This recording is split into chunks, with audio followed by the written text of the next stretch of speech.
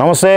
చంద్రబాబు రాష్ట్రంలో వైపు పెద్ద ఎత్తున కూడా కర్రా కదలిరా అంటూ ముందుకెళ్తున్న నేపథ్యంలో జన సైనికులు జనసేన పార్టీ నాయకులు కూడా వేదికల పైన ఏదైతే ద్విజెండాలతో పెద్ద ఎత్తున కూడా తెలుగుదేశం పార్టీ జనసేన పార్టీలకు సంబంధించినటువంటి జెండాలు రేపలేపలాడుతున్నాయి. ఓవైపు మరోవైపు సిద్ధం అంటూ జగన్మోహన్ రెడ్డి ముందుకు వస్తున్నటువంటి పరిస్థితి. అయితే పవన్ కళ్యాణ్కి సంబంధించి మరలా రీఎంట్రీ ఇవ్వబోతున్నారు.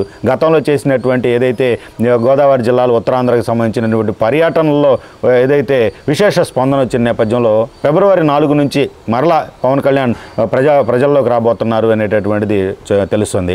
రజనీ గారు మనతో ఉన్నారు, జనసేన అధికార ప్రతినిధి. ప్రస్తుతం మేడం ఈ యొక్క పవన్ కళ్యాణ్ గారి యొక్క రీఎంట్రీకి సంబంధించి ప్రజాస్పందన ఎలా ఉండబోతుందో తెలుసుకుందాం. మేడం చెప్పండి, పవన్ కళ్యాణ్ గారి రీఎంట్రీ ఎలా ఉండబోతుంది? సార్, పవన్ కళ్యాణ్ గారి రీఎంట్రీ ఎలా ఉంటుందంటే, బాస్ ఈజ్ బ్యాక్ అద్దరిపోయే కొటేషన్తో బలాన్ని ఇంకా 10 రెట్లు పుంజుకొని అధిక బలంతో ఏదైతే బలమైన వైసీపీ నుంచి వచ్చే బలమైన అభ్యర్థులతో ఈరోజు అన్న కథన రంగంలో దూకబోతున్నాడు. సో 4 తర్వాత వారు వన్ సైడే. 4వ తారీఖు ఏదైతే బాలశౌరి గారి ఎంట్రీ ఉంది, రానున్న కాలంలో ముద్రగడ గారి ఎంట్రీ ఉంది, ఇంకా కొంతమంది నాయకులు కూడా సిద్ధమవుతున్నారు. అదే రకంగా బాలినేని గారు కూడా రాబోతున్నారన్న వార్తా కథనాలు తెలుస్తున్నాయి. మరి చూడాలి. ఇక వైసీపీలో ఏదైతే అరాచక పరిపాలన నుంచి బయటికి రావాలనుకున్న ప్రతి ఒక్కరికి స్వాగత సుమాంజలి. సో ఖచ్చితంగా అందరినీ కలిసి 4వ తారీఖు నుంచి గతంలో వారాహి అన్న ఎక్కగానే ఫస్ట్ మీటింగ్లోనే దద్దరిల్లిపోయేలాగా 30,000 పైచిలకు ఆడబిడ్డలు తప్పిపోయారు అంటూ బలమైన వాలంటీర్ వ్యవస్థ మీద, అంటే ఒక కుంభస్థలం మీద రాయేసుకుంటాడండి. కదిలిపోయింది. రంగవల్లి గారిని తీసుకొచ్చి విజయవాడ కోర్టులో కేసులు వేశారు. ఎవరితోనో పాపం కృష్ణలంకలో కంప్లైంట్ ఇప్పించారు. బహుశా అరెస్ట్ చేసే పర్వం ఏదో ఉంది, చెయ్యాలి అన్న తపన పడ్డారు, కానీ రిస్క్ చేయలేకపోయారండి. ఎందుకంటే అన్నయ్య వెనకాల మోడీ ఉన్నాడేమో అనుకున్నామట. కాదట, మోడీ గారి వెనకాల అన్నయ్య ఉన్నారట. మరి సో ఆ భయంతో కొంచెం కట్టుదిట్టంలో క్రమశిక్షణలో ఉన్నాడేమో నాకు తెలిసి. సో అదే రకంగా మళ్ళీ వస్తున్నాడు రా బాబోయ్, లాస్ట్ పంచి తగిలితే కిక్కే వేరప్ప అని అద్దరిపోయి పంచిస్తాడండి. ఇంకా పంచలు మడత పెట్టడమే ఒక్కొక్కడికి. మొన్న వారాయి ఎక్కాడు, ఇప్పుడు మీ నెత్తిన ఎక్కుతాడు. మీరు సిద్ధం అని పోస్టర్ పెట్టారు, మీరు దేనికి సిద్ధమో చెప్పలేకపోయారు.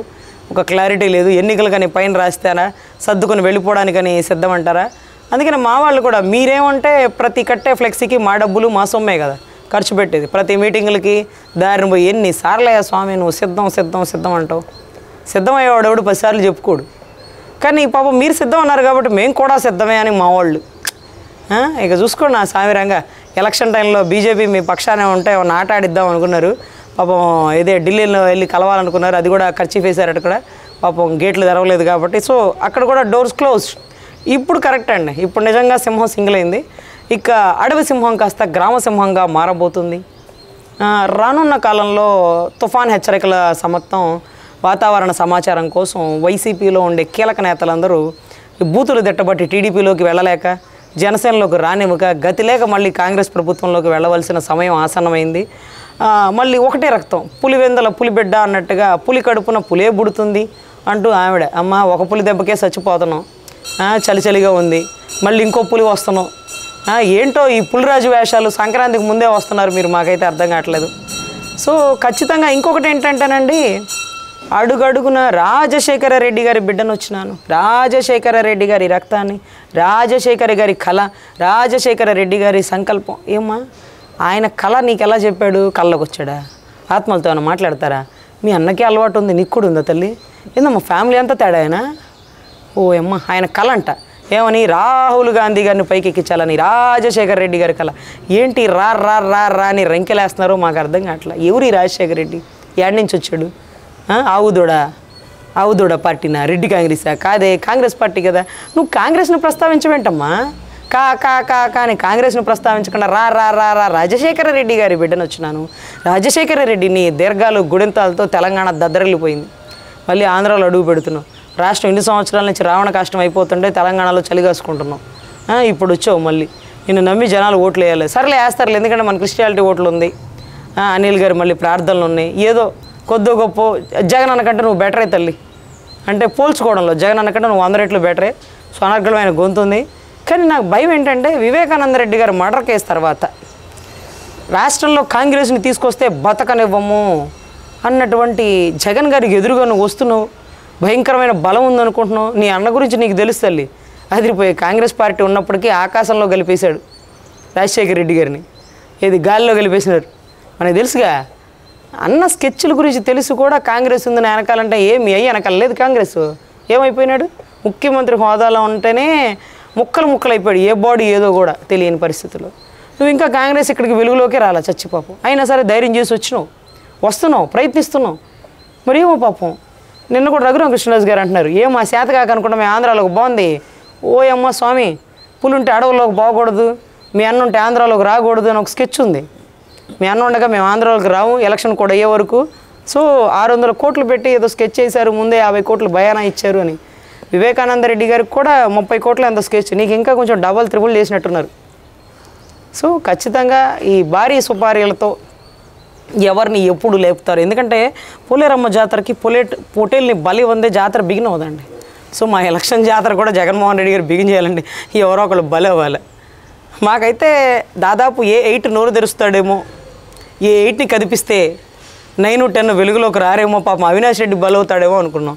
నువ్వు వచ్చావు, నేనున్నాను, నేను విన్నాను, ముందు నన్ను చూడను అంటున్నావు. సో చూడాలి, మీకు అసలు ముందు బతికితే బఠానీలైనా అమ్ముకోవచ్చు బస్టాండ్లో. ఆంధ్రాలో అడుగు పెడితే మాత్రం ఆల్చెప్పల లెక్కల గండ్రగొడ్డలు ఇంకా దొరకనే లేదు తల్లి, జాగ్రత్త. ఎనీవే అన్నయ్య కంటే బెటరు, కాంగ్రెస్ ప్రావీణ్యత కొద్ది గొప్ప రాష్ట్రంలో అడుగు పెడుతుంది. వైసీపీ పూర్తిగా ఖాళీ అవ్వబోతుంది, కాంగ్రెస్ చిగురించబోతుంది. ఒక ఆడబిడ్డ ఆంధ్రాలో చేసినటువంటి పాదయాత్ర, తెలంగాణలో చేసిన పాదయాత్ర ఎట్టకేలకి రాజశేఖర రెడ్డి గారి రక్తమే కాబట్టి కొద్ది గొప్ప గౌరవిస్తాం తల్లి. వెల్కమ్.